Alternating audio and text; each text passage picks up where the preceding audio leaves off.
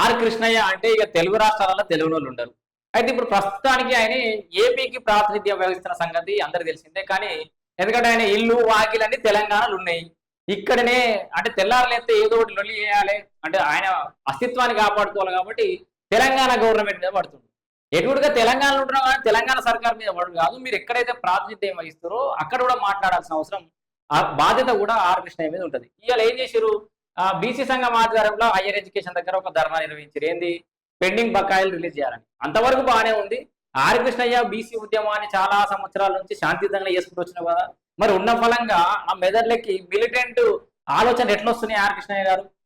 ఒక బీసీ బిడ్డగా అడుగుతున్నా, ఈ మిలిటెంట్ అనే పదాలు తెలంగాణ రాష్ట్రంలో ఉపయోగించడం ఈ మధ్య కాలంలో ఫ్యాషన్ అయిపోయింది. అటు బీఆర్ఎస్ పార్టీ నాయకుడు బాలకసుమన్ అట్లే మిలిటెంట్ యాక్టివిటీలు చేయాలి, రైలు కట్టాలు కోసి పడేయాలి, సింగరేణి ఆఫీసులు తగలెట్టాలి. ఇంత దుర్మార్గం అంటే వేరే ఇతర రాష్ట్రాల నార్త్ల రాష్ట్రాలలో ఏపీలో ఉండేటటువంటి మిలిటెంట్ ఆ క్రిమినల్ ఐడియాలజీ మీరు తెలంగాణ తీసుకొచ్చి రుద్దకూరి. ఎంత పెద్ద ఉద్యమాలైనా తెలంగాణలో శాంతియుతంగా చేసిరు, వాళ్ళ హక్కుగా పోరాటం చేసిరు, సాధించుకున్నారు. అంత మాత్రాన మిలిటెంట్ యాక్టివిటీలో జోలికి పోవాల్సిన అవసరం లేదు. ఆర్ కృష్ణ ఇవాళ యువతను మొత్తం రెచ్చగొడుతున్నట్టే మనం భావించాలి. ఏమంటుండు? బకాయిలు చెల్లించకుంటే మిలిటెంట్ పోరాటం అట. మిలిటెంట్ పోరాటం కాదు, టెంట్ వేసుకొని పోరాటం చేయి, ఆమర నిరాహార దీక్ష చేయి హైదరాబాద్లో. నిన్ను ఎవరు వద్దలేరు. సరే, నీకు ఉద్యోగం ఉన్నది ఆంధ్రలో అయినా తెలంగాణ మీద కొట్లాడుతూ ఉంటున్నావు కదా. ఆ ఆంధ్రాలో 8,000 కోట్లు బకాయిలు రాష్ట్ర ముఖ్యమంత్రి రేవంత్ రెడ్డి ఆల్రెడీ చెప్పాడు కదా. 7,000 10,000 కోట్ల దాకా ఆంధ్రాలో బకాయిలు ఉంటే ఆ విషయం మాట్లాడు, తెలంగాణ బకాయిలు ఉన్న విషయం మాట్లాడుతున్నావు. మరి ఇవి బకాయిలు రేవంత్ రెడ్డి వచ్చిన తర్వాత మిగిలిపోయిన బకాయిలేనా, గత సర్కారు నుంచి కొనసాగుతున్నటువంటి బకాయిలా? మరి గత సర్కారు కూడా గిట్లనే ప్రశ్నించినవా? సో కొంత దాని ఏమంటారు ఉండాలి, దాని క్రెడిబిలిటీ అనేది ఉండాలి అనే విషయం మాట్లాడితే.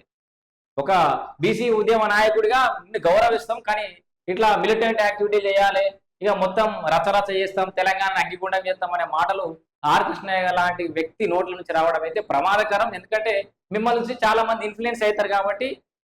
మరి తెలంగాణ రాష్ట్రం సర్వనాశనం కావాలని కోరుకుంటున్నా. మీరు ఆంధ్రాకు ప్రాతినిధ్యం వహిస్తున్న వ్యక్తిగా ఆంధ్ర గురించి అడగండి, తెలంగాణలో ఉంటున్న వ్యక్తిగా లేకపోతే ఒక ఈ దేశ పౌరుడిగా నువ్వు మాట్లాడే హక్కు, స్వేచ్ఛ ఎవరికైనా ఉంది.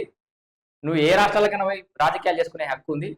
కానీ నువ్వు అవకాశం ఇచ్చిన ఏపీని ఇచ్చిపెట్టి తెలంగాణలో ఉంటున్నా కదా, పొద్దుగలేసి దగ్గర ఉంటుంది, లొల్లి చేస్తా పోతా పబ్బం కట్టుకుంటా అంటే మాత్రం ఈ తెలంగాణ సమాజం చూసి ఊరుకోదు.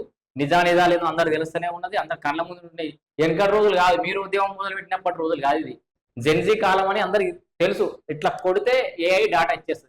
ఆర్ కృష్ణయ్య గారు ఏవి అంశాలు కొట్లాడిండు, ఇది వరకు ఆయన సాధించినటువంటి అచీవ్మెంట్స్ ఏంది, ఏ ప్రభుత్వాన్ని ఏ విషయాల మీద ప్రశ్నించుండు, దానికి సమాధానం లేడొచ్చినా ఈయన సాధించింది ఏందని కూడా అడుగుతూ చెప్తారు. ఎందుకు మళ్ళీ మనం అగౌరవపరుచుకోవడం? ఆర్ కృష్ణయ్య గారు ఈ మిలిటెంట్ అనేటటువంటి పదాలని మీ నోటి నుంచి రాకుండా జాగ్రత్త పడండి ఇప్పటి నుంచి అయినా. అట్లనే పని తెలంగాణ నుండి కూడా ఆంధ్ర అడగచ్చు. ఇదే హైయర్ ఎడ్యుకేషన్ వెళ్ళేవాడి మరి ఆంధ్రాలో కూడా రిలీజ్ చేయరా అంటే బాగుండేదని నా ఉద్దేశం.